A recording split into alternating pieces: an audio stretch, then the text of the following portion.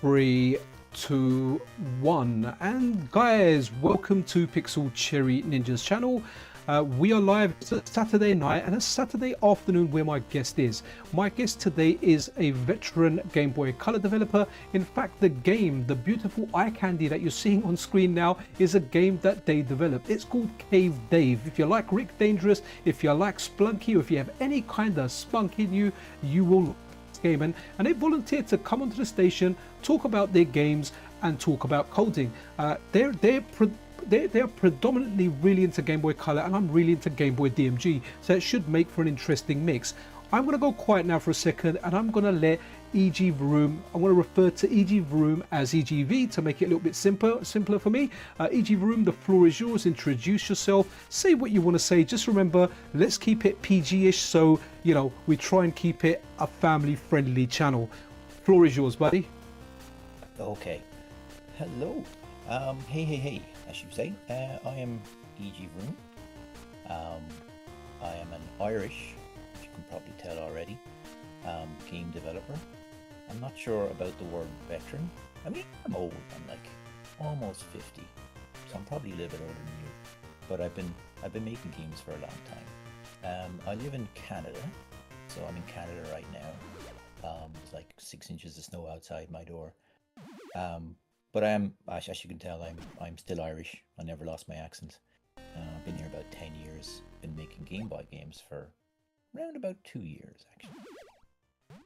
There's a history to things. We'll talk, I'm sure. Good morning. Well, 2 years. I mean, you're doing fantastic for someone that's been making games for 2 years. While you were talking, I started playing Cave Dave. I'm not doing a great job. Now, there's a few things I really like about this game. First of all, there's no fall damage. So the first time I took a leap of faith. I was like, no, I'm going to die, but I survived. Also, you can jump on the enemies. I know I'm going to get some... I'm going to get the rope, aren't I? I get a rope and I get some bombs and so tell us a bit about Cave Dave. We know this is your latest release. We know you're working on something else. We'll get to that in a second. So what inspired you? I mean, I love the story. I love the fact that you're going for a Vita, and then I think you end up going for other consoles as well, if I'm not mistaken. So what was your inspiration behind this? How long did this take you to build? Is this like a Game Boy Studio game, or what software did you use, or what engine did you use? So tell us a bit more, Dave. I mean, sorry, EGV. Tell us a bit more about Dave EGV. I was calling you Dave. Yeah, you look after Dave there. And, I will. I'll try. You got a bomb. There you go. Bomb. Put a rope there. You got it. Get that PSP. Yeah. So, I play way too much Splunky. I play Splunky most days on my Vita. My Vita's beside the couch at home. And if there's a commercial on or something, I probably just play Splunky. So that's where Cave Dave came from. There's a really good book, a really good Splunky book, where the designer of Splunky, he talks about the algorithm he used for the caves and the enemies, some of the enemies. So I read that book, and then it came to a point where it was time to make a new Game Boy game. And I decided, well, let's see if I can make Splunky on the Game Boy, because like Splunky's not a simple game to make. You'd think it is, but doing destructive areas, that kind of the bombs they destroy the level, and the level remembers what's destroyed and what's not destroyed, and all that stuff is not too easy on a Game Boy. So I said I'd give it a go, and it turned out pretty good. I like Dave. I'm proud of Dave. It's a genuinely fun game to play. Well, it's been very well received in the retro gaming community. Everyone's speaking very highly of it. Your reviews over on itch.io are just, everyone's very happy with the game. So very nice to see that. Yeah, it's fun. Like I was why Splunky is good. Like I should like preface this by, I'm one of those like annoying guys that likes to talk about game design for like way too long. If you were my wife, your eyes would be rolling by now. But like why Splunky is good is because it feels magnificent, but when you die in Splunky, it's always your fault. It's never the game's fault. And when you die in Splunky, you don't kind of get upset. You kind of smile sometimes, because something ridiculous happened. And that's what I was chasing with Dave. That's the kind of feeling I was trying to capture with Dave. That's why there's no fall damage, and that's why stuff has gravity and whatnot. So, you know, if you put a bomb on a spike, and then the spike goes back into the wall, like the bomb will fall. All that stuff, all those systems lead into daft things happening, which is why Splunky was fun, and which is why I hope Dave is fun. You know, and that was a real challenge on Game Boy, because the Game Boy is as powerful as a toaster. So getting all those, you can see now, getting that bat to fly around and all those coins and those animations and those little dudes. Blow up. It was really hard. Yeah, no, it's good. Look, when I'm dying now, it is completely and utterly my fault. Even though I would like to blame the game, but yeah, impressive. Let's have a look at some of the other things. So what I'm going to do is I'm just going to bring up some of your itch.io pages. So bear with me. We're going to do this on the fly. Here we go. So if EGV, if you're looking at the screen we're sharing, you can see what I'm showing here. So Cave Dave, that's the game that we just had a look at. And again, fantastic game. I think as we scroll further down, we're going to see people talk about it. Everyone's really happy. We've got someone here saying this game is worth 5 to 10. Okay, so you could have charged more, but $1 a bargain. And I've noticed like all your games are $1. Then we've got this one here. Sorry for anyone that's in a dark room, because EGV isn't considerate here with the color theme. He completely blinded you from black to white. So I'm not guilty. It's fine. Yeah. So we've got sequencing. Now I have to say, like, I gave this a quick whirl because you did send me a zip with all your games in there. So thank you for that. So I saved myself $5 or $6 there. Cheers. So this is Starseed. So these were really good. So tell us a bit about these shmups. I'll run these in a second. So we've got Starseed 1 and 2, and they're both shmups. One's vertical, one's horizontal. So before we start, because I'm going to load those games up next. Then we've got this, which is like a bird's eye view racer kind of game. Again, like stuff like Supercars on the Amiga. Got a soft spot for bird's eye. Okay, I think we run that game twice. And then we've got Block Dropping, which is a puzzle game, but it just works. It has that formula. It's addictive. It just works really, really well. So what we'll do is we'll have a look at this one here, Starseed 1. I'm just going to close this now and tell us a little bit about Starseed 1. So let me now go core options. So I've got a folder with all your games on there. So we'll have a look at the Starseed games. While that's loading, let me just say hello to chat. So we've got Ibal, Nonya, how you doing? Tell them Freddie sent ya. By the way, Freddie sent ya. Ika972, Apley, and SNK Kev 411 in the house. Hello, everyone. Thank you for joining the stream. So I'll let you talk about this game while I give this a little play. But I was impressed with these because they're on the Game Boy, the Game Boy Color games. And part 1, I think part 1's vertical, part 2's horizontal. But let's give it a shot. Let's see if I remember correctly. Continue. I think I'm going to go new game. So take it away while I play. Yeah, so like on the game, this was the first Game Boy game I made. So I guess a year and a half ago or so. Later I'll tell you the kind of the path of how it got there. But if you notice the games, I'm kind of going through the genres. You got some shooters and some puzzle games and vertical and a horizontal shooter and a platform game and driving games. That's what I'm doing. I'm working through the genres to make Game Boy games and learn how they work and how I can make them work on the Game Boy. The first one that I started with was Starseed, the one you're playing now. It's a really simple flick screen vertical shooter, but it feels really good. That's the thing again. Like that's the thing about games that are good or not good. Like it can look as good as you want it to look. It can be amazing. It can be an Unreal 78 game, but if it doesn't feel good, like why bother?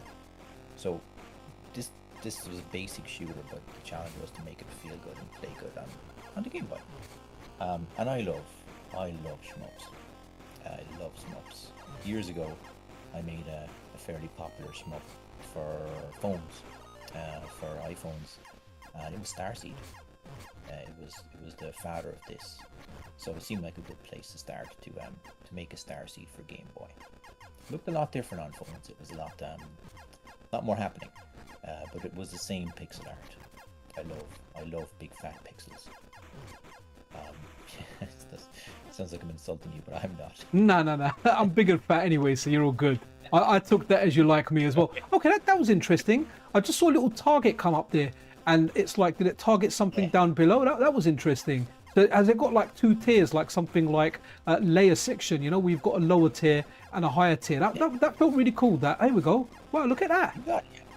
You fly Awesome. by once, and you shoot the waves of bad guys. And the second time you fly by, you have access to those reactors. You shoot those reactors. Nice, And, nice, if you get through the second time, then the ship blows up. And that's the game loop. nice, So, nice. and from you remember older games too. So it's what was it? Iridium. Remember that Commodore 64 game? I don't. I'm gonna put number 2, but well, I remember like Xavius and stuff like that. Xavius had something like that, didn't it? As well, was it Xavius or was it the first Xenon that I'm thinking of? Oh no, probably Xavius. Xavius, yeah. Yeah, it was, but it was Zen. That, remember, Xenon 2 was the big one. Xenon 1 wasn't as glamorous as Xenon 2. No. Xenon 2 really hit it out the park. Like I liked it, but I prefer like the Japanese game. So here we are with part 2 now, and now it's gone from vertical to horizontal. And yeah, so is this like more of what you had on the mobile before?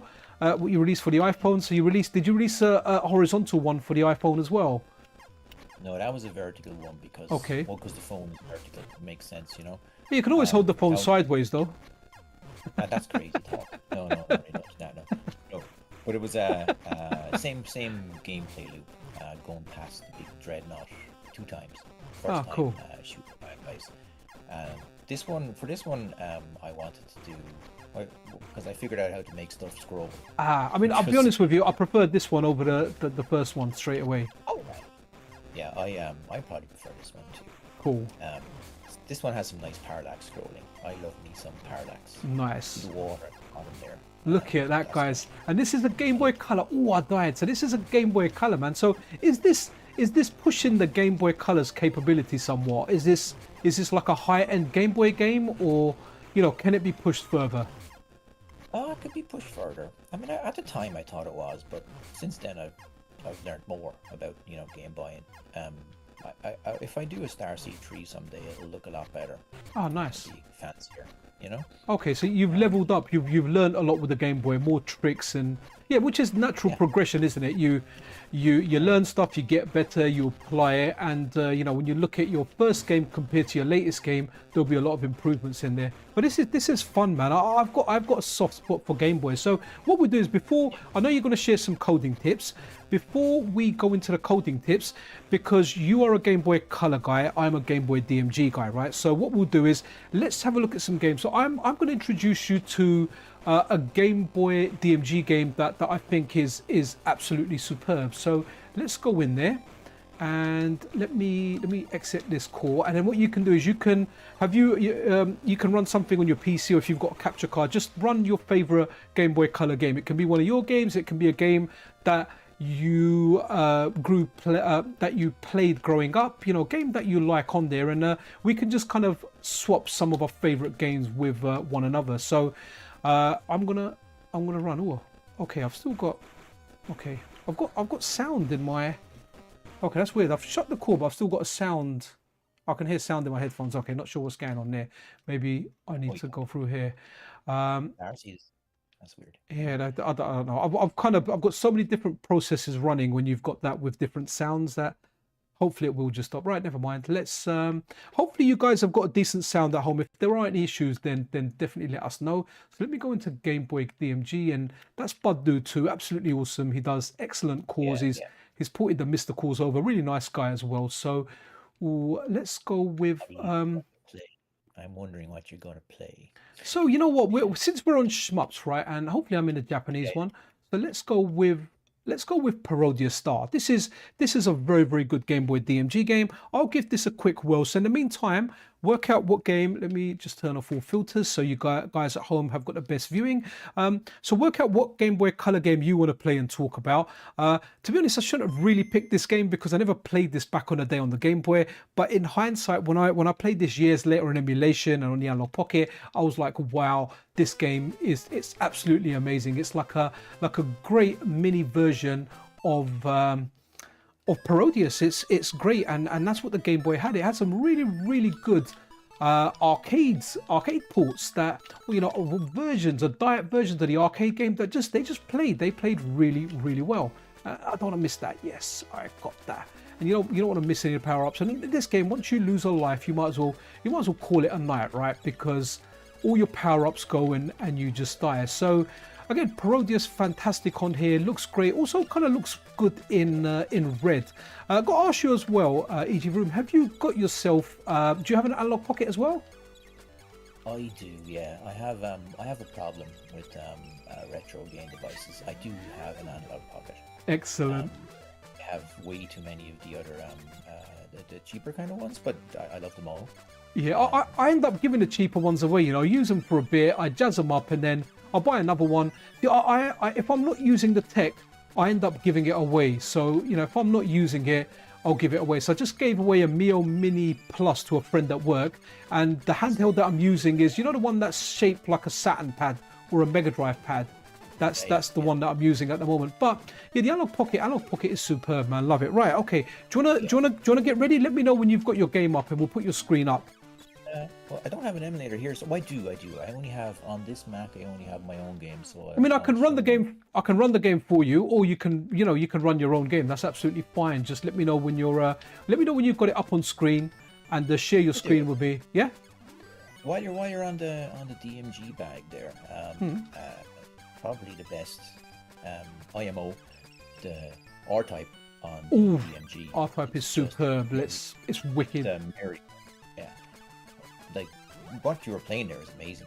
Yeah, it looks wicked. So I've got a funny story about R-Type, right? So when okay, do you know why I can hear the sound? I don't know if the sound's running a little bit behind, guys. Is the sound in sync or running behind? Because I've got it running through my headphones while I'm monitoring it, and I can still hear Parodius. So, and I don't know why this happens with YouTube sometimes, where there's a delay in the sound. So if you guys are seeing R-Type and still hearing Parodius, then I apologize for that. I don't know why YouTube does that sometimes, but it does.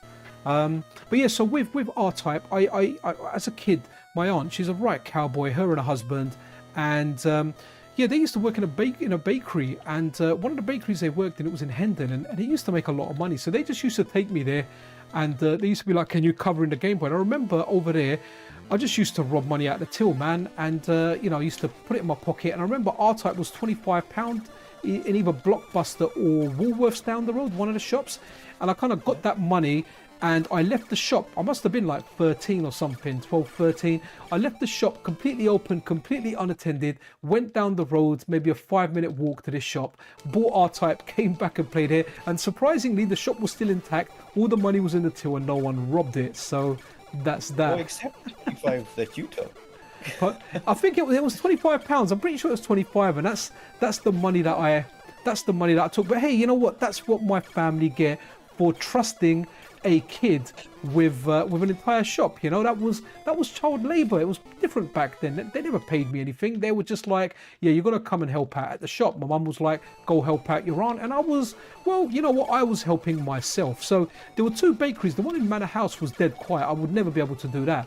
But the one in Hendon was yeah, it was busy, man. It was very, very busy. So just to take £25 even back then, when a day's wage was probably less than that, yeah, it was cool. So I managed to get myself R-Type. Absolutely love the game. Are you ready to share your screen now or anything, or are we going to watch me play R-Type really badly again? I was mesmerized by your story. Give me a second here. Yeah, there you go. Yeah. Absolutely, and this is a great port. And I always say this about R-Type, right? I've never ever played a bad version of R-Type. MSX, Spectrum, arcade versions, PC Engine, whatever version of R-Type I've played, every single one has been good. There's never been a bad version of R-Type. No, there hasn't. You're right. The dude who made that as well, like he is a top tier developer. That guy. Is that who converted type to the Game Boy? Ah, okay. Name now, but he's the business. Wow. Okay. I am ready. Are you ready? Yeah. All right. Okay. So let's let this go. Let me. Guys, bear with me. Press the share button. Yeah, oh, absolutely. Okay, you're going to press the share button, yeah? And hopefully I'll be able to see some of your screen. You know what?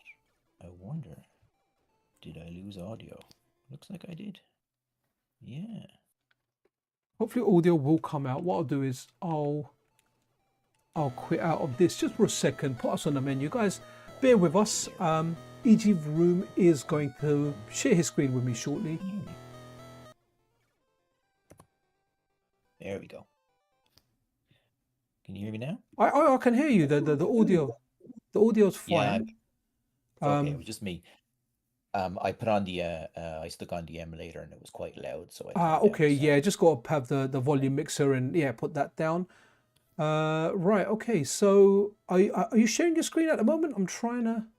I'll share it now. Here we Okay, go. cool. Right, okay, yep. I've. Go for whole screen, sure. Let's have a look here, and then I'll wait. I'll wait until I get the whole screen, and I'll bring it on. And I heard a lovely sound. You did. I did.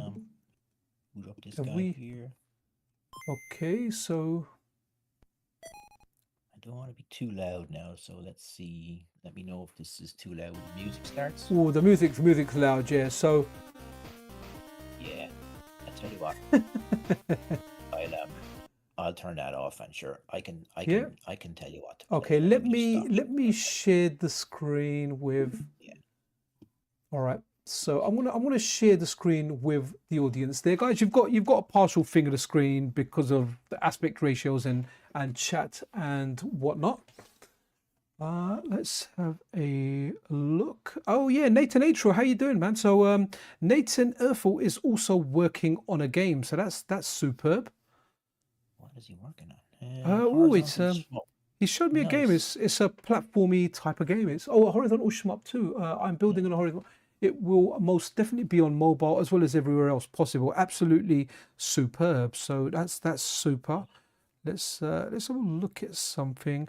Yeah. So the people are waiting. They're waiting for you to show us some stuff. What do they want to see? Well, I don't know. I think they want to see more than a window that says closed stream. You know, the streamers ended. Cricket noises. Do you want to go through some games or pop up some of my games now? I'll talk a little bit. So yeah, sure. Let me put after this. Starseed came block dropping. Block dropping. Right. Okay. Sure. We'll get some block. We'll get some block dropping going. Right. Okay. Here we go. So we need to go back to the Game Boy Color Core. Let's load this up. Block dropping. Okay. Let's. All right. So when I was going through the genres, I have an illness for match 3 games, also as well as the retro game devices. I think they get an unfair rap in the world because it's kind of cool to hate on Candy Crush. Okay, I mean Candy Crush has that formula, isn't it? So that's the main one. But I mean the games my wife plays, she likes the match 3 games, so she was hooked on Bejeweled for a bit. I don't think she's played Candy Crush. I've discouraged everyone in my family from playing free-to-play games, with the exception of like Rocket League and a few others. So right, let's. I'm going to be very terrible, but I think you're right. yeah, she's But played. if you take out the free to play from Candy Crush, it's a really good video game. From a design perspective, you know, it's not an accident that people are all hooked on that.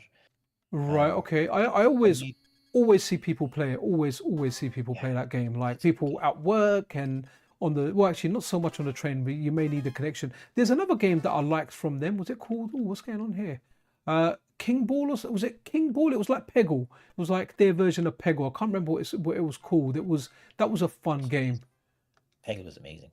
Yeah, I love Peggle. But then EA kind of got involved, didn't they? And they started. Yeah. They turned it into like a pay to win. They released the mobile version, but I remember playing it originally on the Xbox 360, and yeah, I absolutely loved it. Thought it was a great game, man. Very good game, and I really can't see anything. Oh, here we go, something here. So again, this just works, man. This just works. It just works. So what happened was I made. Did you ever hear of Pico 8? Pico 8, yeah, that's like a console computer. Is that a kid's computer, if I'm not mistaken? Is that the one? Virtual console. It's a console that doesn't exist. That you can make games for, and it runs in software.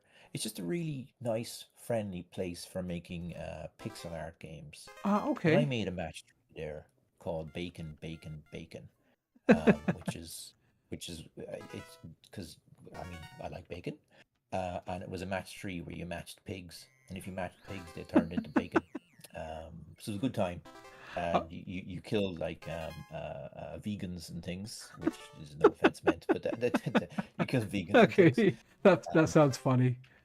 so I just took that code, the matching code, and built it for a Game Boy, and that's where this came from. This Okay. doesn't look like much, but No, it has that all that math formula in is there. Has the formula in there. all, yeah, and all that math is hard for a Game Boy to happen quick. So that was a challenge, really. It wasn't Okay. that Well, you're looking at; it was the speed. That was the challenge. yeah, no, I'm definitely one of the guys that's slow on the speed here. So we're gonna go puzzle mode this time. So what's the difference between the two modes?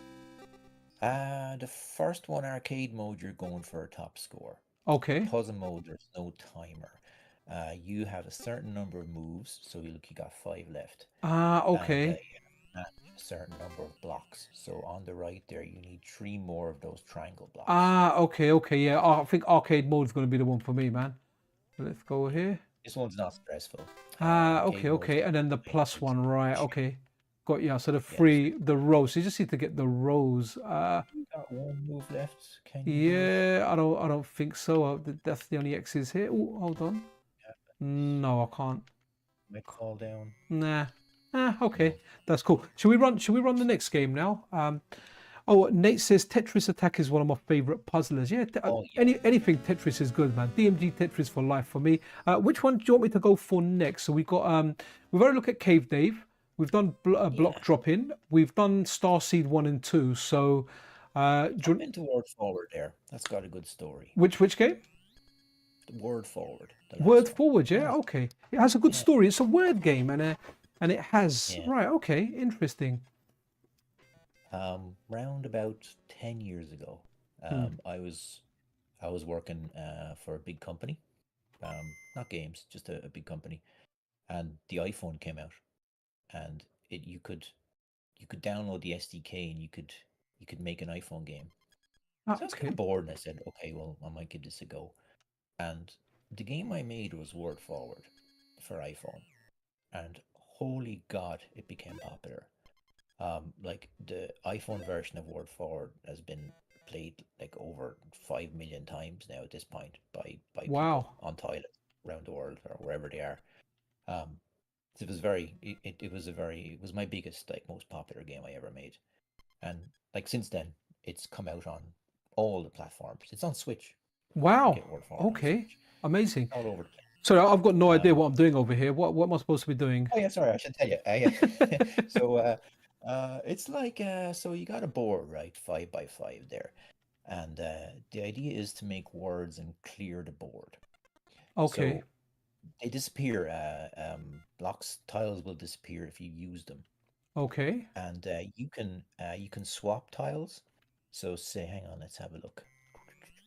Say you wanted to make mage, MAGE. Mm-hmm. So you gotta you'd go like MAG, and there's no E near the G, so you want to move an E. So go on up to the E there near the middle and hold down. Oh, click it again. Hold Hold it. down. Yep. There you go, and then put it up near that G. Put it So up. move your controller, move up, put it up near that G somewhere. Okay. Uh, Okay. So what here? yeah, that'll do. Yeah, yeah. Press the button. There you go. And now you can make mage. So MAGE, make mage there. At least I Okay. think that's the word. Yeah. Um. Yeah, yeah. There you go. And Okay. then Okay. press Got yeah. start. Start. Press start. Right. Oh, There you go. okay. Okay. So That's the general what's idea. the row at the bottom then? The DF and Yeah. whatever that is in the middle. A and looks like a bomb there. The D and the F are extra tiles you can use if you want to. You don't have to. Okay. The one in the middle Hmm. gives you all new tiles, but you only get it once. So it Okay. changes Okay. your tiles you currently have. The fourth one, you can change any one tile to be any letter you want. So just you can pick a letter, and Okay. the Got you. last Got one you. you can blow up a tile. Wow. Okay. Um, Interesting. So you can, like, for example, if I want to make road, I can go ROA. No. Oh, they no, need to be that's together, right? Okay. Cool. yeah, that's the So thing. That's why you move around and stuff, and you get more of those swaps if you actually right. make So words. So if you make a big clever word, it'll give you, like, 2 swaps or something. okay. Um, it's a strategic thing, but it was, my God, it was popular. Like Ye- I was in like countries while I was traveling around, like, and I didn't speak the language, and there'd be a dude playing World Forward at a bar somewhere, like while he has his coffee. It Oh, was that mad. that must have felt Yeah, good. That must have felt good, it was, you know, to see someone, you it know, was- playing what you've worked on. Yeah, this is cool. So like a game like this, if I was ever to play this, I would only play this on a mobile phone. Like on a console with a dedicated controller, I want to play something that I hate playing on a touchscreen. But I can see this one actually working better on a touchscreen than with a physical controller. yeah, it was really suited for the iPhone, like, Mm. or any all the mobile devices. But it's okay on it's nice on the Game Boy too, because you can kick back and just play. The hardest thing, like often on the Game Boy, the hardest thing is not what you think it is. The hardest thing for this was the dictionary, because you Mm. can't just put a dictionary on a Game Boy. So how do you work out what words are valid? So a Wow. really like a elite tier Game Boy developer helped me with that. Um, So have you got the he entire like Oxford Dictionary in there or something? No, no, it's like up to six letter words, I think is what it is. And Ah, okay. it does some super clever stuff with for working out if a thing is a real word or not. Ah, okay. Without him helping, I wouldn't have been able to put this on the Game Boy. Well, It, let's see if it's got Republic of Ireland on there. that'd be too long. No, Oh it's no, not a it has to be a word. real word. It doesn't But it recognize does you. have every game I've ever made pretty much has a fart joke in it.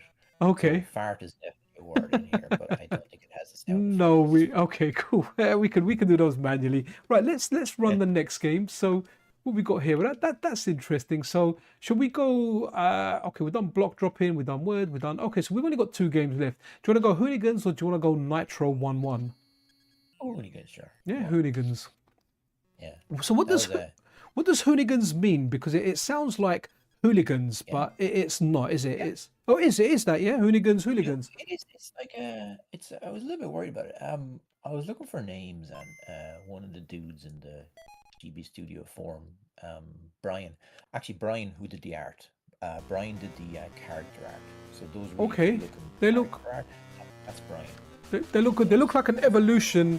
They look like evil, or that guy looks like an evil version of someone. Remember Micro Machines back Yeah, on the yeah, first yeah. one? I'm glad you're coming up with that, because that's what that's definitely an inspiration Yeah, man, for sure. that was a good game. Yeah. I actually won a copy of that game in HMV against like some UK games champion because I already had it on the Amiga, and if you beat this guy, you could win a copy of the game. So I beat the guy in a bathtub, the bathtub challenge with the boats, and then I went and traded it in at CEX, but they didn't give me a damn manual with it. So I went back to HMV and said, "Look, I won this game, and you never gave me the manual." But they told me to get out of the shop, man. They said you won the game for free. Why are you complaining about a manual? But you know where I was You're trading. off. Yeah, you Well, got it. well, the thing is, you know, I wasn't that bothered about the manual. But back then in CEX, there was, you know, there was a difference of like £5 trading credit Yeah. when you didn't have a manual. So you know, times were hard, man. I was a kid. I was hustling. I got a free game. I was like, let me try and get a free manual to get that extra fiver. So in the end, I ended up trading it in, and yeah, getting £5 less. And I don't know what game I picked or whatever because I had it on the Amiga. I didn't want to. Yeah, I didn't see the point in having it also on the Mega Drive. The Amiga version was fantastic. There was no point in having it for the Mega Drive. I may not have even had the I Mega played. Drive at the time, actually. I played. Well, I'm from the same. Well, not the same, but similar circumstances. So I wouldn't have had a Mega Drive or any of those fancy things growing up. We used to rent a Mega Drive. I don't know if you did it in the UK, but in Ireland you used to be able to rent Mega Drives. Or Genesises, I guess, for No, the audience. we had the Mega Drive over here. Yeah, Genesis. Genesis is the wrong name, man. Yeah. It's You're always right. Mega It's Drive. completely wrong name. Yes. Okay. Right. You're right. But could you rent it in England? Could you So rent a Mega Drive? you could definitely rent games. How do I go backwards? Okay.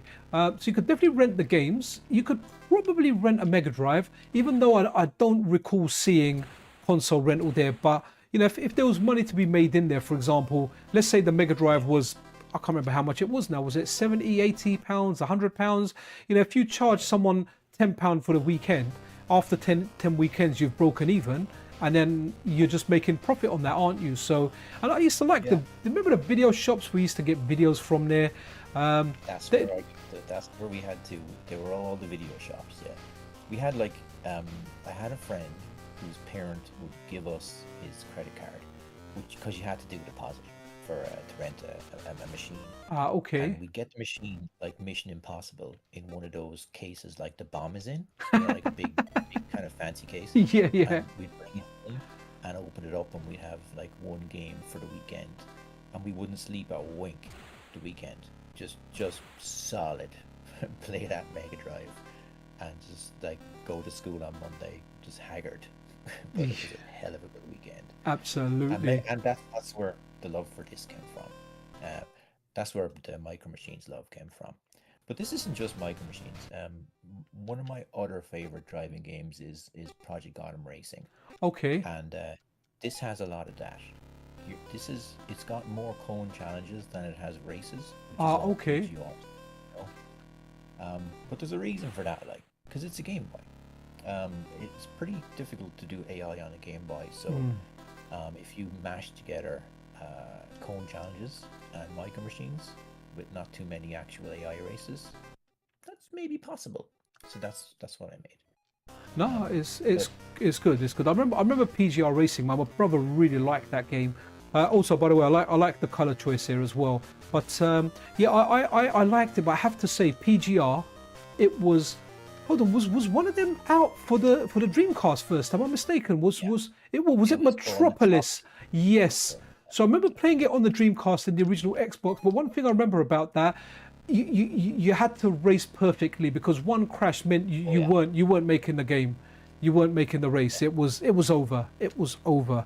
I still remember, and I have post-traumatic stress about the noise that the cones make when they fall. And the dude who did the music for this, Beat Scribe, he does the music for like most of my games. Okay. Just told him to just make that noise on a Game Boy, and he did make that noise on a Game Boy. When you hit the cones, that's the noise. Right, nice. Sorry, Jay there saying it's a Genesis. No, it's a Mega Drive. No, it's not a Genesis. Genesis are a band, man. You know, think twice. It's just another day in paradise. We'll call it Jay. Yeah. Right, so this has got the same artwork in there, right, or the same artwork style in there. So yeah, let's. His name is Gotham, and he's in the both games. Nice. I gave him more character in this game. He's kind of an idiot in this game. Like if you, he mocks you and stuff if you don't do well.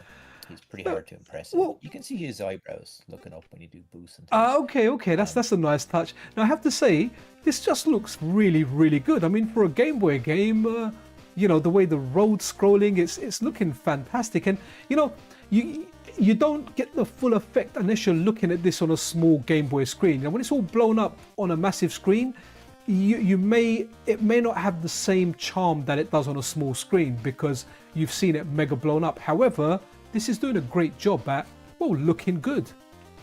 Yeah, you can boost as well if you press up. Ooh, wow, look at that speed, man. There was a Game Boy, what was a Game Boy DMG game recently that was released? It was like another developer made it. It was like a F-Zero type game. That was very, very fast. Something GP. I can't remember what it was called now. GP0, I think. Was it GP0? Yeah, that worked. That looked really, really nice. The road looked fantastic when it was moving. Yeah, he's a really nice guy. He's top dude. He also released a follow-up to that for the Game Boy Color, and it's kind of a bit faster and there's more to it. Right. It's well worth looking on itch. Yeah, no, I definitely try and check them whenever they kind of pop up on my radar. Often it's really good. I feel like Google knows too much about my life. You know, it recommends a lot of stuff to me. I remember it recommended a game called Solar Striker, which is a shmup as well. And that was kind of fun. And it's interesting seeing this stuff. And I like seeing like modern games, or, you know, people making like an effort to release games for old technology, be it the Commodore 64. Like right now, someone's working on Bubble Bobble for the Commodore 64 to make it, or to make the colors closer to the arcade colors, and it just looks it looks really, really nice. And you know, the way I see it is there's a lot of people when they were younger, they might have thought, oh, I like Bubble, but the colors are so off. And, you know, they grew up, they learned stuff, and now they're talented enough to actually make the colors closer to the arcade and bring that kind of childhood dream that they always had, and they can make that dream become a reality. Yeah. I can show you stuff. We can tangent this like we actually meant it into some code talk if you want. Yeah, go for it. Well, let me know if you want to get your screen up and going, and let me know when you're ready. In the meantime, tell me your favorite Game Boy, or one of your favorite Game Boy Color games. If you can't give me a favorite, and we'll run that while you get your screen ready, and then we can talk. You can talk us through the coding stuff. You probably don't have it. The Game Boy Color game I played most of all was David O'Leary Soccer. Yeah, why not? If it was It a was release, let's have a look. basically Sensible Soccer ported to the Here Game we Boy go. Color. Look at that, David Oh, O'Leary Total Soccer. Yeah, man. I come well, prepared. I'm armed, man. my mother came to visit a while ago, and she brought it back from Ireland, and I popped it into my Game Boy Color here, and the save still bloody worked. Oh, brilliant. Imagine that, 20 Absolutely. years. The Absolutely. save worked. Absolutely superb. So look, I'll give this a shot. While do you want to get your desktop ready and let me know when you're ready to go, and I'll try this out. So let's just call it EGV, right? So right, here we go. And guys, if you want to, oh, okay, oh, it's all gone lowercase, right? Never mind, we'll go with that. So if you want to, I've got links in the description to the most recent Game Boy Color games that EGV has done, including Cave Dave. Really recommend Cave Dave, it's really good. If you like Splunky, you like Game Boy, you need to check it, right? I don't really follow football anymore, but I will always be a gooner. Can we pick it like, no, okay, I was hoping we could do computer versus computer. So let's give it the London derby, and let's go Tottenham. So I'm actually closer to Tottenham, but I grew up in Finsbury Park, which I grew up in the Arsenal area. I'm a Sheffield Wednesday fan. Okay. Which doesn't seem right for someone from Ireland, but it's just. Do you remember when you were a kid? There was a magazine called Shoot.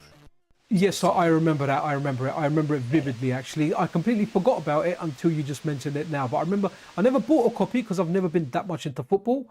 But yeah, I do remember that. Yeah, well, in the first one I got, the middle in the centerfold in the middle was Sheffield Wednesday. So since then I've Oh, supported that wow, team. look at that penalty. That's That cool. game Sorry. looks, on a Game Boy Color like that game looks. There's a lot of sprites moving around the place. It's a really solid soccer game for the Game Boy Color. That's the way I put so many hours into it. It looks good. I like where the penalty was taken there. I dirty tackled someone in the box. Then a little thing came popping left and right, and they scored. So I'm ready to switch the screen. yeah, let's do it. Let's do it. Let me Works. let me go onto the screen and make sure everything is dandy. So here we are, and right, yeah. Let me know when you've got the screen. I have maximized it, so as soon as you've got an image on, I am ready to go. Doke. Here Oh, you go. okay. Yep. Sorry. Right, here we go. So your screen's here. Can I make it any bigger? Oop, no. Okay. Right, that's your screen there. Let me bring that on. Sorry guys, it's not quite full screen, but we are kind of using Discord to do stuff. So I'm going to turn this off so there's no sound. So we've just got the menu here. But yeah, go for it, man. Educate us, tell us stuff, educate us on game development. So this is, sorry, what was this? What this was Nitro, right? We're looking at. Yeah, this is the guts of Nitro. So I'll show you some kind of basic Game Boy Studio stuff in a minute, but this because we were just talking about Nitro, so we were just looking at it. This is the guts of Nitro. So all those racing games from the 80s and 90s that looked like Nitro, like your Outrun and all those great games, they all work the same kind of way. They're all just like one of my friends said recently, like wobbly triangle games. Those roads are just triangles. Here's the level you were playing. Right, I want to make it a little bit All the bigger for the games. people at home. So, I could probably zoom in on there. oh, that's Here's going the to get level you rid were of chat, playing. right? Okay. And it doesn't look like much there, but the road is just a triangle and it's warped. So the Game Boy draws the screen from the top to the bottom. It draws the lines from the top to the bottom like this. It goes from the top to the bottom. And if you were driving down a straight road, it would just draw the lines from the top to the bottom, and everything would look groovy. Mm. You want to do corners, you just tell the Game Boy, round about here, I want you to draw that line a little bit over to the right, because there's going to be a corner, and your triangle ends up warping and just looking like a road, looking like a corner. And that's the trick that all those games used to draw their roads back in the day. And Okay. how you make the road look like it's coming towards you, it's basically just 2 frames of animation. Here's one and here's the other, and there's some palette swapping going on as well. So that's where you rotate colors in a palette, and it Okay, so looks that's the items on the side that are changing, but the actual road is just 2 frames flickering. But given the objects on the side, it creates the illusion that everything's moving or you're moving the forward. road. There's 3 frames of palette swapping, which happens here, right in that frame, and then there's 3 here. So the road is actually 6 frames of animation, but just 2 actual images. It's just all Game Boy is just tricks. It's just like visual tricks and visual kind of messing around with stuff, which is why it's bloody fun. If you wanted to make this game on a PC or a PlayStation 5 or something, you wouldn't need to do any tricks, and that's kind of boring. So if you're like a developer and a coder, there's nothing more fun than developing in a small little box and being restricted. It's why people write acoustic songs. It's why artists paint in only 2 colors sometimes, because actually the limitations are freeing. So that's and here you see other stuff. Here's the dude. There's your HUD down the bottom. If I ever need to show a number, I'm just copying these onto the screen. The whole game you look at is kind of that there. Interesting. And for what is there an advantage to using a Mac? Because I'm a PC guy. I used a Mac. I had like a Mac Mini a little while. Like, when I say a little while, like maybe 18 years ago or something. I gave it to my wife, and then I think she ended up giving it to a cousin or something. And I've not used the Mac since. But for game development, for someone looking to get into, let's say someone's watching this and they really like the Game Boy and they want to get into game development, are there Yeah. advantages to developing on a Mac over a PC, or it doesn't really matter? Nah, there's no advantages at all. They're the same at this point. You can have one or the other. It's fine. Maybe in the past, the Mac was better for some things and PCs were better for other things. Mm. But GB Studio runs on everything.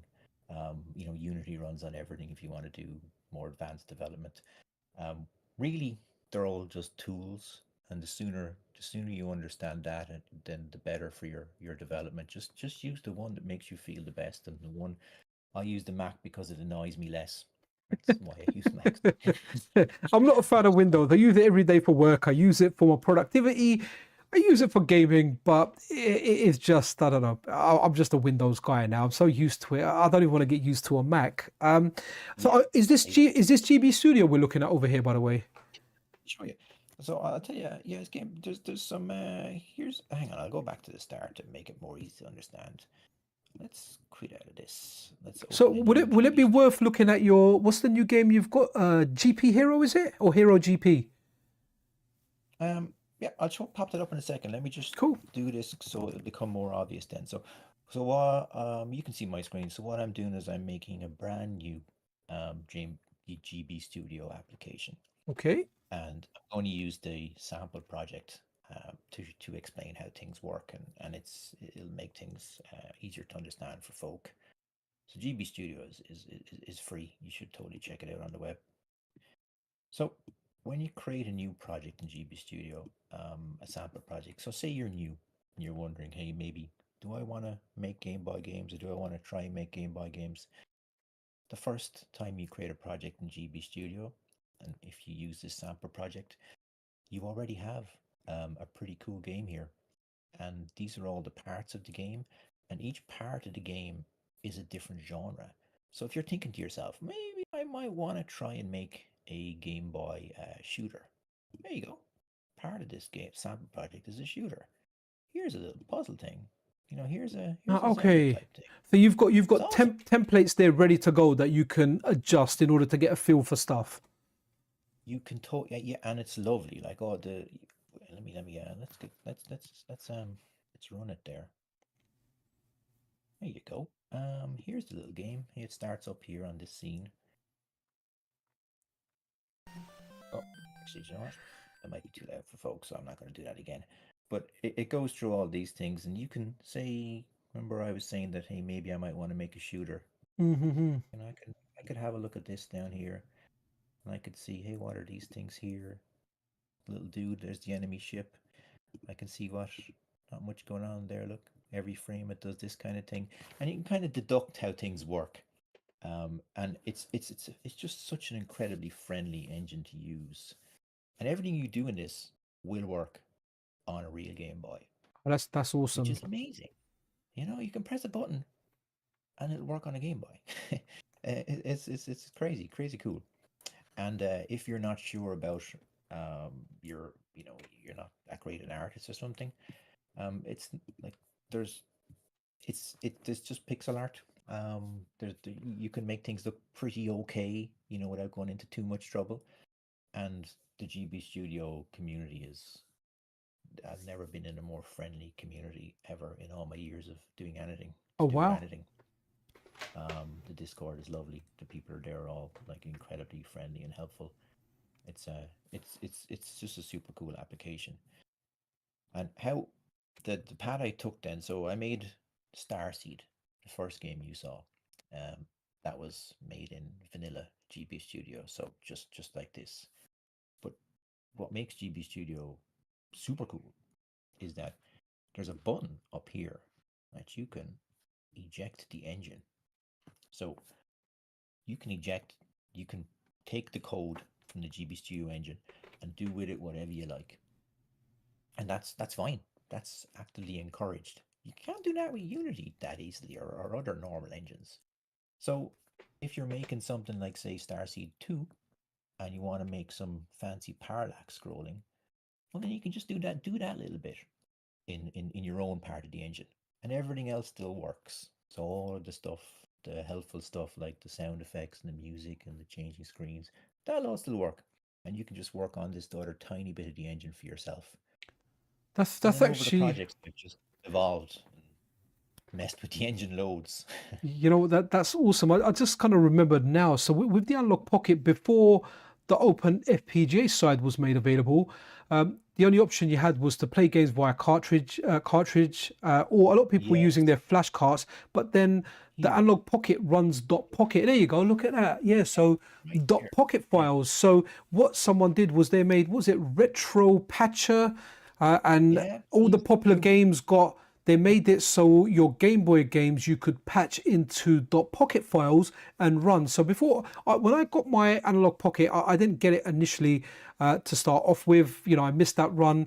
I was in like the next batch. So by the time I got it, OpenFPGA was in its infancy. It was out. There were a few calls out, but I do remember people talking about it and saying that, look, you know, it's amazing that we've got this dot pocket, which is letting us just bring lots and lots of games over running natively on the Analog Pocket and with the screen filters that were available at the time to use.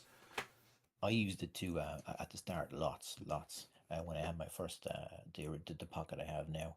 But that whole ejecting the engine thing. That's where I came from. Like way back in, I started making video games when I was like 10. Oh wow, Um, in in Ireland. I lived in. If picture in your head like the most backward part of a world you could imagine, and put a 10-year-old in a field with cattle. That's me.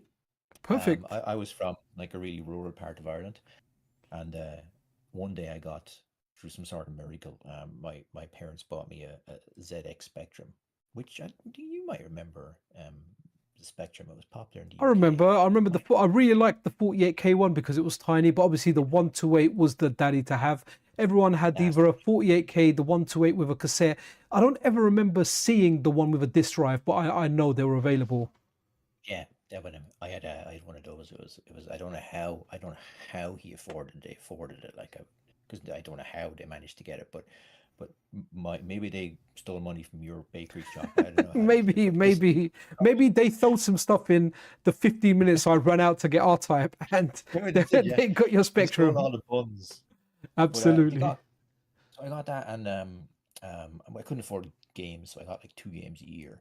But one of the games I got was Football Manager on the Spectrum. Ah, okay. And like one day by accident, while I was playing Football Manager, I mashed the keyboard, and it turned out you could break into the game by pressing a couple of keys, and up on the screen came the code Ah, for nice.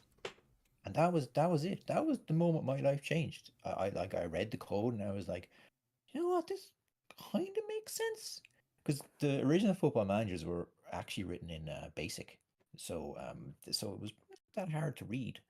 And then I decided, oh, I'm going to try and make some video games, and I ended up making some Spectrum games, and then some Atari ST games Oh wow. over the years. Okay. Are there any Um, game? Oh, did any of those games get published, or were they just you experimenting? one one Atari ST game got published. It was called Oops. It got published by some company in the UK, and they sent me like, I think it was like £200 or something, which was like winning the lottery for like a 12-year-old. Oh, that would be superb, man. So, um, and then for like the next, like I kept making games, and then I discovered ladies and alcohol.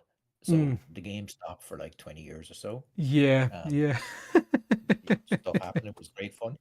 Um, then I traveled around the world and stuff for I play guitar, so I played in bars and stuff, and eventually I found myself in Canada, and I met a lady and settled down, and all ended up okay. As it In as it as it happens, as it happens. So, Yeah, it's guitar. What? So, were you acoustic guitar, or were you like an electric guitar man? I was old.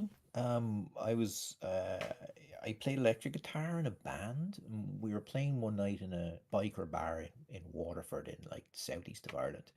And this dude came up to me and my friend after the gig, and he said, like, you and you, would you like to work in my bar in Spain? And we said, heck yeah. So in like 2 weeks, me and Neil, the other dude, we were playing in his bar every night in Spain, in Mallorca, Oh in wow. Spain. And my mother was very unhappy. Because I just off Spain. So, Um, what are your bands then? What are bands that you like? Because we are of a similar age. So, even before you say oh, anything, I'll tell you my favorite band to this day is Skid Row. I don't care what anyone says. that's all right. That's pretty cool. Yeah. So I like I'll never mock anyone for their music. Like, as long as you meant it when you wrote it, then that's okay by me. I don't care what it is. Mine's Metallica. Like, I've seen Metallica live like more than 50 times, like a lot. Wow. I've seen it. I was the skinny, tall guy getting thrown around in the snake pit. Uh, I'm that guy. But over the years, I like lots of other music too. Like, I have phases. Right Mm, now, I'm in a country phase, which I'm ashamed by. okay. Um, Nah, don't be ashamed. Country roads, where your heart belongs. yeah, So, yeah, that but, is. And I play in a band now as well here in Canada. We're just a dad band. nah, We play some rock music. To, we're nah, that's called good. Life Support. I let my daughter pick a name for the band, and they wanted us to be called Bedridden, Okay. but since we went Well, with Life Support, it was kind of nicer. life support is definitely nicer. But getting back to Metallica, yeah, but I'm a big fan. I'm a big fan of Metallica as well. But it kind of stops for me at the Black Album, and I actually met James Hetfield on You did? on Carnaby Street, and he was all right, man. This must have been. Jesus. This must have been in like the mid 90s at the. I don't think the Black Album was out yet. I think maybe their latest album may have been And Justice for All. And I saw him, and it was just like, hey, hi. And, he said, hey, hi back. And that was our interaction. But it was on Carnaby Street, the places where you could buy rock t shirts and all the rock merchandise, man. So, but I'm definitely more of a. I think I like Megadeth as much, or if not more than Metallica, mainly because of the Rust in Peace album, man. That's like one of my. Even though Dave Mustaine, when he sings, sounds like someone's strangling a dog. I never met. I high-fived Hetfield at a gig one time, and I didn't wash my hand for like days afterwards. Um, and I met Mustaine at NASCAR a couple of years ago. I Ah, just took a nice. picture with, like, he was nice. He just took a picture with him. They were both nice. And by all Nice. accounts, like Hetfield is we would know by now if he was an ass. Like Yeah, people not good things to say he about him. seemed cool. I think the only one that's supposed to be a little bit of an ass is Lars Ulrich, but I've never met or Yeah, interacted with him, so that's that. yeah, But all right, let's. Sorry, we're going. Let's. Do you want to show yeah. anything else? Any other tips you want to give, or do you want to show that Hero GP and kind of Oh talk yeah, through yeah. where you are now and show us what you're doing? And we've got another developer in the house, Scandal UK. Oh, Scandal UK, give us a reminder what company you work for, just in case I know when the people out there don't know or you don't want to share it. So, Scandal UK's, yeah, he's a veteran developer as well. He's been in the game a long time. I can't see the chat, so Oh, okay. If you see my Discord screen, you can see it on the side. Oh, wow. Oh, was it yourself that made the demo? I remember it retweeting that. was. It was you. Yeah, Okay, sorry, I completely forgot about that. So this is something that blew up on Twitter recently, wasn't it? Where you said, I'm making a Shadow of the Beast demo for the Game Boy, and it just looked wicked. yeah. You've got the parallax scrolling there, looks superb, man. Now, this was a game that really spelt a lot of disappointment for me. It just looked wicked and it didn't play that well. From what I Oh, it was remember on the crap. Atari ST and the Amiga, one of the sequels, either 2 or 3, is quite good. Yeah, yeah. It Mm, looked amazing. I mean, mm. oh my God, it looked great. But Well, you're right. The gameplay wasn't there. well, even the Um, Game Boy version's bloody looking good, man. That looks superb. Look at that on the Game Boy. Look how big the sprite is as well. yeah, well, Dave was finished. Like the Cave Dave was done, and it was I was kind of didn't know what to do next. So So so I made this one weekend for a fun project to see how many layers of parallax could kind of work without the Game Boy dying, how and many this is is that? Is what that 4 or came out. 5 there? I think there's 5 there, isn't there? There's a lot. Hang on, I think there's 14. There's Oh, there's like wow. 4 or Okay. 5 grass, and then the sky has loads Okay. more. Oh yeah, sorry, I wasn't even looking at the sky. I was looking just at the sky. That's amazing. And have you ever Yeah, thought about bringing your games, like let's say something like Cave Dave? Have you ever thought yeah. about bringing them to the Nintendo Switch, the PlayStation, the Xbox, just the modern consoles, just to just to kind of get that revenue in for something that may potentially become a hit? I mean, yeah, but I y- I have thought about it, but um, I kind of I kind of don't want to do the work. Which I've done like all my Game Boy games are like 3-month projects. If I was to port, say, Cave Dave, I'd probably get someone else to do it or something. And there is other places where the Game Boy games will end up. Like yesterday, I got I got a copy of my first 2 Game Boy games for the Evercade, so they are going elsewhere, Ah, okay, and good, good. maybe some other games will go elsewhere too eventually. But there's no concrete plans yet. This is just fun, and I really don't want to put like 6 months into a project.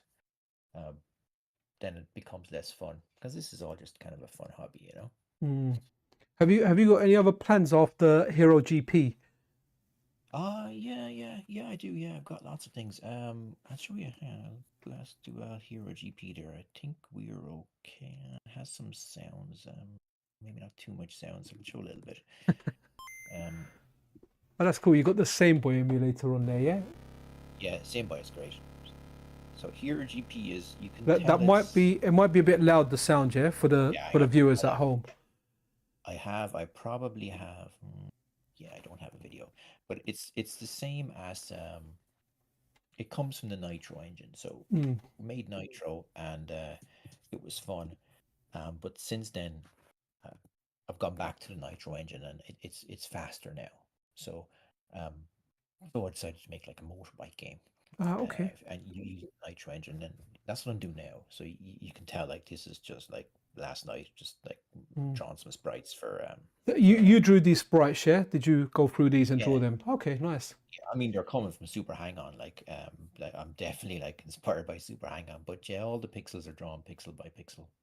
Okay. Um, yeah, they have to be here some dude, you know. Like I'm still. I mean, look, I still need to work on these because I hate the bike gets black all of a sudden. I'm not sure why. But you can see this is in development now. I like it's very therapeutic doing all this pixel art, you know. Okay. Oh, sorry, And just we have a saw look the at. road. Sorry, just having a look at what Scandal's saying. Right now, I work for a small company, but interesting work, basically making VR shops for Mars Coca-Cola to make their shopograms. I've been a software engineer since the 90s, so I've been about all in the Unity engine right now. So that's Scandal. I asked him, and Nathan Itra always says the newest Metallica album was pretty good. So cool, nice one. All right, sorry, as you were, EGVroom. It was. The newest Metallica album was pretty good. Mm. I get what you're saying about dropping out after the Black Album, but it's one of those things where Metallica are Metallica's band. So if Metallica want to do like an R&B album, then okay. It's your own band, dude. You know what it was? There was I listened to a lot of rock and metal when I was in school, and then like you said, girls clubbing, all that stuff came in, and I took a massive swap into UK garage. I started DJing. I was involved in the garage scene, so I lived there for like 4 or 5 years, and then I started my own game shop, and then I slowly started nerding back in, and like yourself, settling down, or even before I settled down. Pardon? You had a game shop. I had a game shop here in East London in Walthamstow, which I ran for 2.5 years. But unfortunately, it was brilliant when I started. And then it was at the time where you had Game popping up, Game Station coming out, and all these companies they were running this loss leader kind of strategy to try and drive out the competition. So it made it very, very difficult for independent retailers. So I read the writing on the wall. I thought I could go here and struggle, or I can do kind of sell the shop, do voluntary closure, and then just go get a job. And since then, I've always just been the 9 to 5 worker. No, you're right. Like it's the same all over the world. Like if you go into those game shops now, there's very little games in the game shops. It's all just tat. Yeah. But I remember the golden years of the game shops. There's still retro's coming back. All the people our age are getting old, and they have some more disposable income than they had when they were young, and they had to steal money to get the game down the road. So there is a retro market now. People are buying Game Boy games, and there's some retro stores popping up here in Canada anyway, and they seem to be doing okay. No, that's good. That's good. Perfect. Okay, what we're doing with this game here then? Let's have a look. Which game? The one we're looking at now? Yeah. The Hang-On inspired game. I always forget whether it's Hero GP or GP Hero. Or actually, Bike Mike. Somebody suggested in the Discord with, because Cave Dave follow up Bike Mike. Okay. I don't know. I kind of prefer Hero GP, or GP Hero. Yeah, I think it sounds good. It sounds and if you're inspired by Hang On, then like Hero GP, just even though it's not exactly like Hang On, it sounds similar to it. Scandal saying bring back big box games and manuals. Yeah, man, we missed that stuff. Absolutely, bring it back. I probably have a little video here I can show you, because I can't put it in the what you call it. I mean, there's a way you can. So on Windows, I've got all my sound. I've got the sound mixer open, so I just adjust the volume for each thing. Obviously, I'm not a Mac guy, but I'm sure there'll be an equivalent somewhere. There you go. This has no audio, so here's what Hero GP looks like right now. So you can tell that I'm using. Well, there's the Shadow of the Beast, the mountains, so they'll obviously be replaced. Recycling is good for the environment, guys. Remember that. Yeah, it's recycling mountains. But it's faster than Nitro, so it'll be like Super Hang-On. I'll do like 6 or so stages with some sort of progression. But the main thing will be it goes really fast, and on a Game Boy, so that's where the fun will be. And I want to make the crashes really impactful. Okay. A game came out for the Atari ST a couple of weeks ago. Faster. I think you might. Yes. I think I may have covered it like in a weekly news video ages ago, but I think once it released, I never covered it. You know what? I need to set up the Atari ST call for the MiSTer. I'm just too lazy. But that looks really good. That runs at 50 FPS. It's a PAL game, obviously, but it looks really, really good. I actually sent a link of that game to my uncle, who kind of introduced me to the Atari ST. He gave me his Atari 800 when he got an Atari ST, so I got his hand-me-downs every week. But I played a lot of ST around his house when I was very, very young. Yeah, but the thing, if you play faster when you play it, you'll notice that when you crash, it feels amazing because the car flies up in the air and it's violent. So I want this to go fast and I want the crashes to be violent. And I think Nice. that's enough to make a cool kind of a little Game Boy game. Mm-hmm. So that after that, I don't know what I've got some stuff on the. I always wanted to make a super hexagon type game for a Game Boy, but that might not work out rights wise. What kind of game? Sorry. Super hexagon. It was like a popular um, action puzzle kind of game Okay. for the for mobile and lots of other things. Um, but I might not do that. But like you see, I've been working through genres, so I might do a rhythm game. They're pretty Okay. cool. Yeah, that might be fun to do some sort of a dance rhythm game because Yeah, yeah, yeah. that's kind of fun. You can probably But get AI to make a track or do one of your songs on there. no, no, yeah, definitely not. No, no, there'll be no AI. Definitely not. I'll see if I can hook like corral Your something own together. songs on there, yeah. No, that's fine. I'll say that a friend of mine, Pez, he did a really good intro song, and I said, look, who sang that? And he said the whole thing was done via AI. So it was impressive, but I do know, there's a lot of controversy with AI at the moment. Yeah, yeah. No, I'm not going to go near any dodgy like that. Mm. But sounds like something fun to do next. We'll see. It's all just like I'll just before we run out of time, I'll just talk a little bit about the Game Boy and why it means so much to me. Yeah, sure. Um, about 5 years, 3 or 4 years ago, I released a big um AA game. So it came out on Switch and PC and other platforms too. And I spent like 2 years making it, Mm. and it was good. It did fine, like, but it broke me. You hear people talk about burnout all the time, and that was the first time I actually got burnout. So when the game came out, I was just spent, like done. I couldn't play guitar. I couldn't code. You just that's what happens with burnout. You just Mm. lose everything. So So what was this game out of curiosity? it was love a puzzle box filled with stories. That's what it's And called. Love a Let me go on to I'm yeah, gonna kind of let me put this window away a second and here I'll stop sharing and if you can put it there's definitely trailers up on the internet. yeah, If you want to stop I'll get it going here. sharing, I find a button to stop sharing. Here we go. Here we go. All right. Here we go. Okay, so right, perfect. No, I've just got that one up here. Sorry, I pressed the wrong button there. Right, so what was it called? Love. Love a puzzle box filled with stories.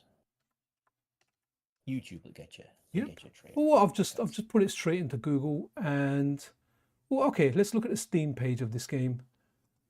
So Yeah, trailers on there. let me bring that back up and I'll need to let's get the whole thing back in here. So that was your, fully fledged big old game. Right, okay. Right, let's have a look at this. So every life has a story, every story has regret, but what if you could change the past? Love is a puzzle game about finding the things we've lost in ourselves and the people who help us find them. Okay. A Do you friend know? of God, I'll tell you, like, so, you know what a Rubik's Cube is, right? absolutely, yeah. Most My kids, they're trying to become champions at that. I had to buy them all Rubik's cubes. Yeah, so look at that apartment block in that trailer. It's Hmm. like a Rubik's Cube. And you can move it around like a Rubik's Cube. And the people, half the block, the apartment block, is in the past, Ah, and half the okay. block is in the present. Right now in the video, you're looking at the present, and the kind of the black and white half, which is on the other side, is the past. And people live in all those little houses. And if you move the floors around, so this is this dude here now in the video. There he is in the present. If you were to move his floor around, Hmm. you'd now see him in the past. Those people are in the past, and so it's like a time travel thing. And each one of those rooms has people living in them, and each one of those people has a story based on love. And you're just progressing through each apartment and solving every person's story about love. And none of the stories are princess and princesses. It's like love of music, love lost, love of like animals, love of art. They're all those kind of loves that we don't usually um, make games about. Like if you think of your favorite video games or the most cool games over the years, it's like Eco, it's like Shadow of the Colossus, it's a Final Fantasy 7 or something. Mm. They're all emotional, love-based games. We don't do enough of that as an industry, so I wanted to make a game about love, and I wanted people to feel a little bit sad when they play the video game because I think that's okay. I Mm-hmm. think it's okay you watch sad movies with your wife or whatever, because it's kind of warm and nice. That's what I was trying to do with this game. I Ah, think okay. it's fine. We did it. It's cool. It's a nice game, All right. but it Okay. broke me.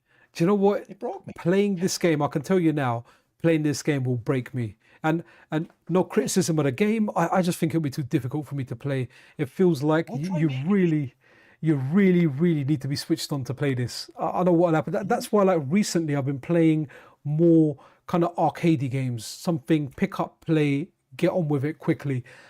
This one Yeah. here looks superb though. I like the way the apartment's moving around and everything, but I just don't think I have the wits to play this game at this moment. Well, at this stage in my life. Yeah, it went well. Like we were nominated for Game of the Year at the Canadian what's it called? Canadian Screen Awards, Oh, which is like nice. the Canadian um Oscars for like art stuff. Like we didn't win, but like we were nominated in the top five, so it was okay. But it broke me. Like I when this was finished, I just didn't want to do anything else creative. Mm. And the dude I have the company with, like my partner in games, he gave me as a gift an analog pocket, Ah, and he nice. said, Shane, like when you're ready to come back to making stuff, try this thing out. So it turned out he was right. After about like 6 months of feeling sorry for myself, um, I started to make some Game Boy games for the Pocket, and that's what fixed me. That's why I love these Game Boy games. Ah, They like that made me rediscover what it was that I'm kind of here to do, make silly games. And now I can't stop making games again. So the Game Boy saved me. GP Studio saved me, I think. That's why I have a real emotional attachment to Game Boy stuff. nice.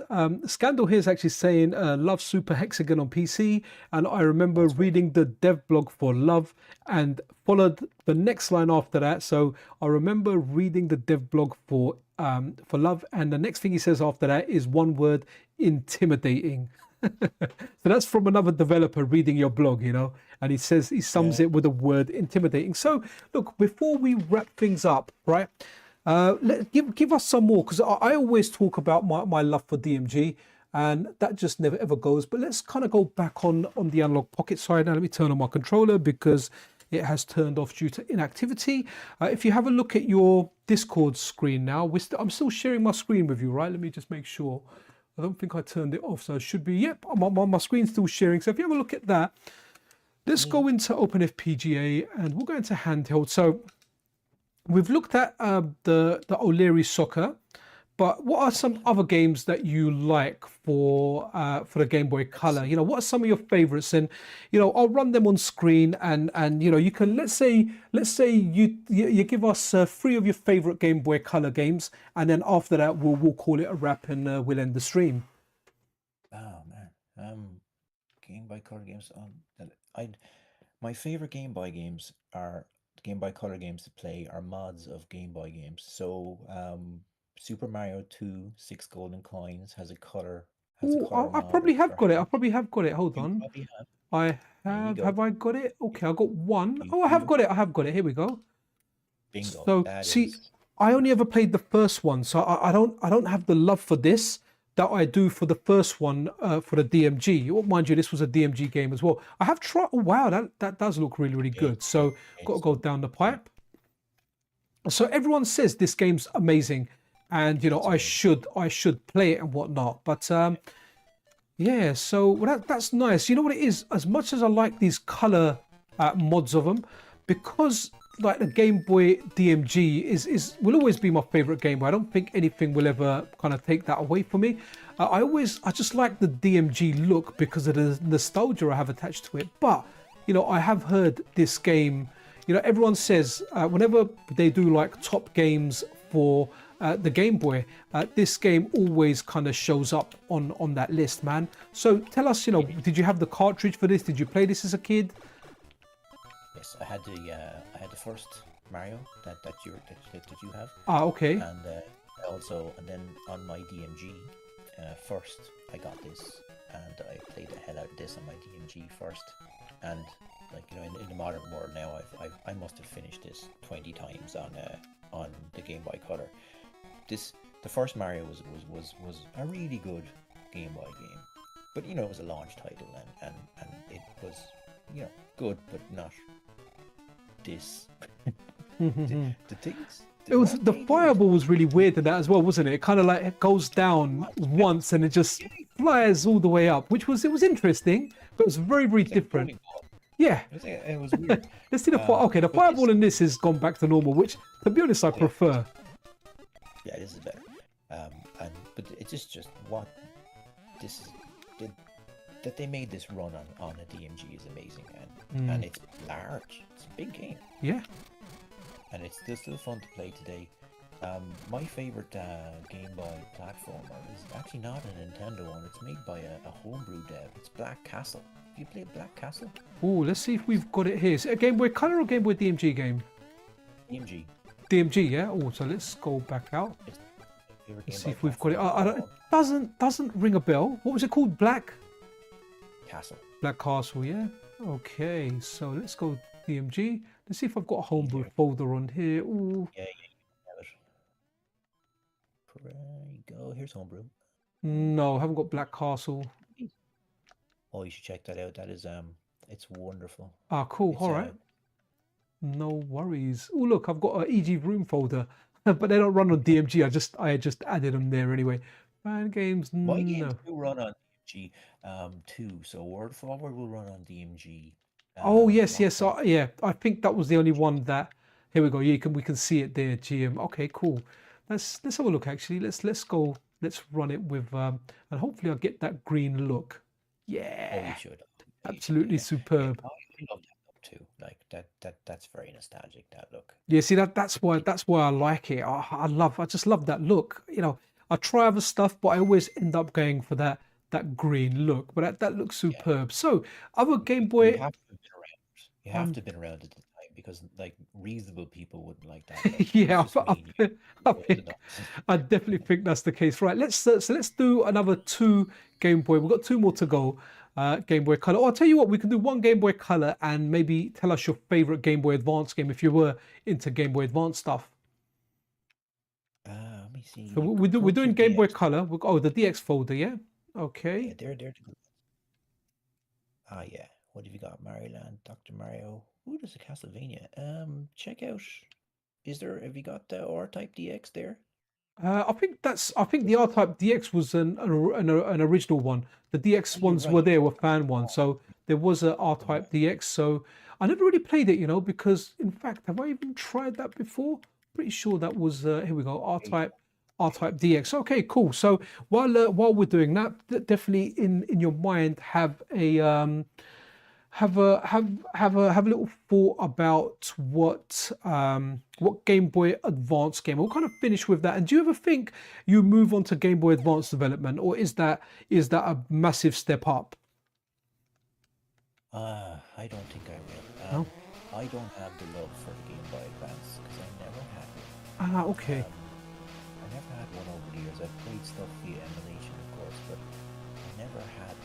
I went right from, and we can do that next, rather than Game Boy Advance. I went right from Game Boy to Atari Lynx. Okay, I like the Atari Lynx. Yeah, I liked it a lot. So maybe I'll do that next. Nice. Lynx holds a special place in my heart. Yeah, that'll be interesting. We've got a really good Lynx score as well for the Analogue Pocket, courtesy of Bud 2 porting that over as well. So that's superb. I had the Game Boy Advance and I really liked it. It had the launch model. It's got Castlevania Circle of the Moon on there. It had like Konami Crazy Racers. I got to play Super Mario Brothers 2 again. I like the GBA a lot, man. It's a shame you don't have the nostalgia for it, man, but because you didn't have it back in the day. But yes, great system, yeah. around. Like there's a good Mario Kart game on it too. Yeah, there is. And you could basically do like a lot of SNES stuff on it. So I just didn't have one. I was all about the links incorrectly at the time. I should have got a Gameboy. That's probably. Yeah, no. Lynx is a good machine, man. It was like Electro Cop, Gates of Zendikon. What else was there? I really liked the Ninja Gaiden on there as well. You know, the Shadow Warriors, the arcade game. That was superb. Yeah. It was a great machine. But you know what? Around the era that came out, the reason the Game Boys were so popular is just because of batteries, man. The batteries lasted on those things. You know, you could take them out and they wouldn't be dead within half an hour. I mean, the Lynx that I played the Lynx while stuck to a wall. Right? That's how I played it. So all right, you know what we'll do is let's end up, instead of Game Boy Advance because you never had it. Let's finish up with a Lynx game. What Lynx game would you like to see? There's only one choice. California. Oh, and it's got surfing. Is surfing the best for you? Surfing or the BMX, either or. They're both awesome. Those were the two best, but surfing with it. Oh, look at that! Look at the game I played last. It's on there. We didn't have to go to it. Love this game, man. When this music comes up and when the number comes up, it's the nostalgia go. I think the sound is out of sync, and you got the girl roller skating, haven't you? Let's let that run for a bit. I think the sound, I think I can still hear R-types, so YouTube has done its thing, man. I can never work it out why it does that, but sometimes it does that with the sound. I used to think it was my setup, but someone was like, no, it's just something with YouTube, because our volume is okay. It's just the sound of the actual game that's lagging behind, which is weird. I don't know, but maybe it's not YouTube, maybe it's something here. So I want to see the girl on the roller skates. I think that comes with like the higher score in the name. So massive shout to Robert Pape, who originally brought this core over to the MiSTer FPGA, and then Bud Do too, who ported this over, and that's fantastic. I know a lot of people are looking forward to his port of the GBA core. Okay, I can't wait for her now. So let's go surfing, and then we'll wrap it up from here, man. But superb. Okay, I think part of the screen's missing because I kind of had the 4:3 aspect ratio that I use, and so guys, apologies. I think there might have been. I think this might have took 6 batteries or something crazy. It did, yeah. There was a lot. Oops, bad there. But at the time, like, to hold something in your hand that had a color screen. That you superb. It was amazing, and the surfing was good fun. So was the BMX. Yeah, you could hold it on there. I mean, I didn't play it so much. You know what I never got was, it looks like I didn't even get the BMX thing, but I was able to play this somewhat as a kid. It was the half pipe. I never quite got the hang of it. Yeah, no, I needed it. Like, yeah. There was a real knack to it. Like, there was. Hard. That BMX game was hard. But yeah, this was. I only had 4 games, so. But what did you have? What did you have? So you had, was California Games? I remember this was a game bundled with it, wasn't it? Yeah, it was a pack-in. Yeah, I had Gates of Zendikon, which I played a lot. That's cool. Such a cool shooter. Yes. And I had Blue Lightning. That's like an afterburner. Yeah, that's cool as well. Very, very, very, very good looking for a game specifically from that era as well. Well, the Lynx could scale sprites fantastically well, and it could scale as many sprites like as you wanted. Like, the Lynx was capable of amazing things. The technology was there, just everything else wasn't. Yeah. I really do hope, because you mentioned you played the Vita a lot. Like, I really do like my handhelds. Now, I haven't played the Vita for quite some time now, to be honest. But yeah, I did play Splunky on it as well. But when you become a parent, especially, it just becomes easier playing handhelds as well. But even when I was younger, I just liked handhelds. It was a good way for me to escape, you know. It just felt like I was in my own world. I was playing it. I took it out with me. I feel a bit embarrassed taking it on the train with me now.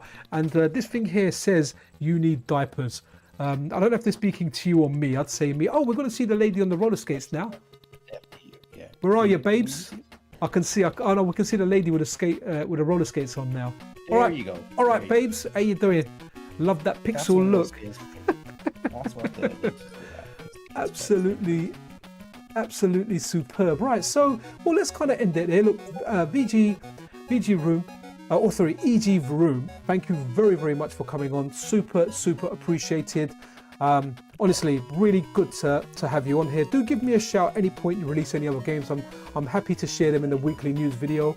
Yeah, man, absolutely awesome. Thank you so much for your time, and thank you for the gift of all your games. I'll just say to anybody who is listening, if you're on the shelf about dipping into Gameboy game development, get off the shelf, get yourself a GB Studio, dig in there and give it a go, because it is one of the easiest ways to make a game these days. GB Studio is great. Give it a go. Join the GB Studio forum. It's a friendly space. Give it a go. And lastly, go check out my games.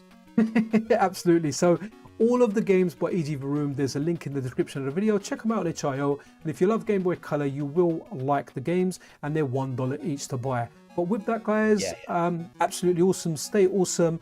Goodbye from myself, Pixel Cherry Ninja, and EGVroom.